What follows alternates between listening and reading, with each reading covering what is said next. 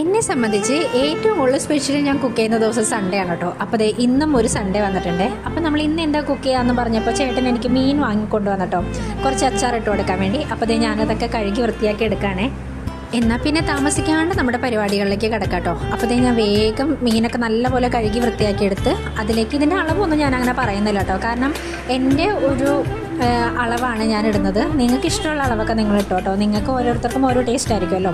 അപ്പോൾ ഞാൻ അതിനകത്തേക്ക് മഞ്ഞൾപ്പൊടി, ഉപ്പ്, കായം, അതുപോലെ ഉലുവയുടെ കുറച്ചൊരു പൊടി, മുളക് പൊടി, കുരുമുളക് പൊടി, ഇത്രയും സാധനങ്ങൾ ഞാൻ ചേർത്ത് നല്ലപോലെ മിക്സ് ചെയ്ത് കൊടുക്കുന്നുണ്ട്.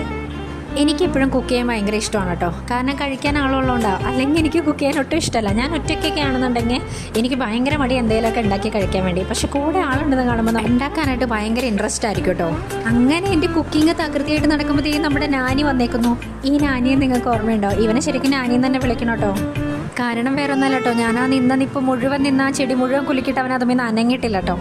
അതുകൊണ്ട് അവിടെ നിന്ന് സമയം കളയാണ്ടാത്തതുകൊണ്ട് ഞാൻ വേഗം നമ്മുടെ വെളുത്തുള്ളി ഇഞ്ചിയൊക്കെ നന്നാക്കി എടുത്തേ. ഇതൊക്കെ എൻ്റെ ആ ഒരു കണക്കിലാട്ടോ ഞാൻ എടുത്തേക്കുന്നത്. അപ്പോൾ അതെല്ലാം നന്നാക്കി ഞാൻ മിക്സിയിൽ ജാറിൽ ശരിക്കും പേസ്റ്റ് രൂപത്തിൽ അരച്ചെടുക്കാൻ പോകാട്ടോ. അപ്പോൾ എല്ലാം ഞാൻ മിക്സാക്കി നല്ലപോലെ ഫൈൻ പേസ്റ്റായിട്ട് അരച്ച് കൊണ്ടുവന്നിട്ടുണ്ട്. ഇനിയിപ്പോൾ നമുക്ക് മീൻ വറുക്കാട്ടോ. അപ്പോൾ ഞാൻ ഓയിലൊന്നും യൂസ് ചെയ്യുന്നില്ല കേട്ടോ. വെളിച്ചെണ്ണ ഓയിലൊന്നും യൂസ് ചെയ്യാതെ എണ്ണയിലാട്ടോ വറക്കുന്നത്. പിന്നെ ഇതിൽ കുറച്ച് നെയ്യുള്ളതുകൊണ്ട് തന്നെ നെയ്യൊക്കെ ഇറങ്ങുന്നുണ്ട്. അപ്പോൾ ഏകദേശം ഞാൻ മീനൊക്കെ വറുത്ത് വെച്ചിട്ടോ. ഇനി നമുക്ക് പ്രിപ്പറേഷൻ തുടങ്ങാമല്ലേ.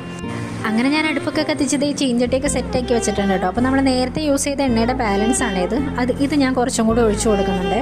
അപ്പോൾ ഇനി നമുക്ക് കുറച്ച് കടുക് പൊട്ടിക്കാം കേട്ടോ. അപ്പോൾ ഞാൻ 1 സ്പൂൺ കടുകാട്ടോ ഇട്ടേക്കുന്നത്. അപ്പോൾ അത് പൊട്ടി കഴിഞ്ഞ് വന്നപ്പോൾ ഞാൻ നേരത്തെ അരച്ച് വെച്ച് ഇഞ്ചി വെളുത്തുള്ളിയുടെ പേസ്റ്റ് ഉണ്ടല്ലോ, ആ പേസ്റ്റ് ഈ എണ്ണയിലേക്ക് ഒഴിച്ചു കൊടുക്കാം കേട്ടോ.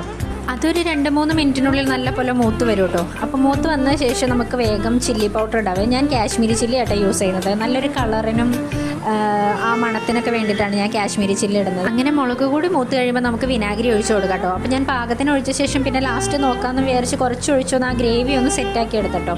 പിന്നെ ഞാൻ ഇതുവരെയ്ക്ക് അതിൽ ഉപ്പ് ഇട്ടിട്ടുണ്ടായിരുന്നില്ല. അപ്പോൾ ഉപ്പും കൂടി ആഡ് ചെയ്ത് കൊടുത്ത് അതിൻ്റെ ഒരു കൺസിസ്റ്റൻസി കറക്റ്റ് ആക്കിയ ശേഷം മീൻ ഇട്ട് കൊടുക്കാമെന്ന് വിചാരിച്ചിട്ടോ. അങ്ങനെ നമ്മുടെ അച്ചാറിൻ്റെ ഗ്രേവി ഏകദേശം റെഡി ആയിട്ടുണ്ട്. ഇനി നമുക്ക് മീൻ ഇട്ട് കൊടുക്കാം കേട്ടോ. ഞാൻ 1 കിലോ മീനാണ് വാങ്ങിയെങ്കിലും അവിടെ നിന്നൊക്കെ പറക്കി തിന്ന് ആ കിലോ കണക്കിൻ്റെ എണ്ണമൊക്കെ ഒന്ന് കുറഞ്ഞിട്ടുണ്ട് കേട്ടോ. അപ്പോൾ ഞാൻ അതും കൂടി ഒന്ന് മിക്സ് ചെയ്ത് ഇട്ട് കൊടുക്കാൻ പോകാം കേട്ടോ.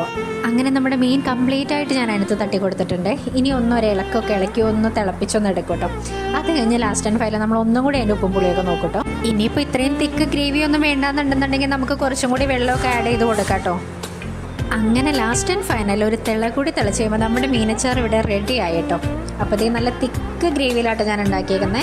അത്രയും ടേസ്റ്റാണ് കേട്ടോ. പിന്നെ ഇതിൽ നോക്കുമ്പോൾ നമുക്ക് കളർ കുറച്ച് കുറവായിട്ട് തോന്നും കേട്ടോ. പക്ഷേ അതെൻ്റെ ക്യാമറയുടെ ആണ്. ശരിക്കും ഇത് നല്ല റെഡിഷ് ആയിട്ട്